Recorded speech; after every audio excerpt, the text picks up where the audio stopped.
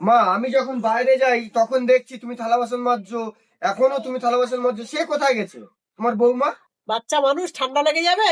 থাক, আমি তো আছি থালা বাসন মাজার জন্য। আচ্ছা ঠিক আছে, আমি দেখছি। তুই যেন আবার অশান্তি করিস না, অশান্তি করবি না, একদম অশান্তি করবি না। কিরে তুই এখন অব্দি বাসি নিন্দা করছিস? মা ওদিকে থালা বাসন মাজছে একা একা, তুই এখানে বসে বসে মোবাইল ঘাটছিস। তুই কিরকম মানুষ রে?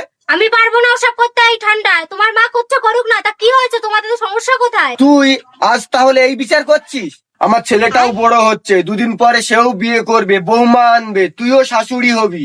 আজ তুই যেরকম কর্ম করবি সেই কর্মের ফল পাবি আমার ছেলের বউয়ের কাছ থেকে। শোন, আজ তোর ঘরে দুটো মানুষ, কাজ যদি হাতে হাতে ভাগাভাগি করে কাজ করিস তাহলে দুজনে কারুরই কষ্ট হয় না। ঠিক আছে, আজ তুমি আমার চোখ খুলে দিলে।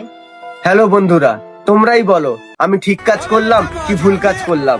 আমাদের ভিডিওটা দেখার জন্য অসংখ্য ধন্যবাদ।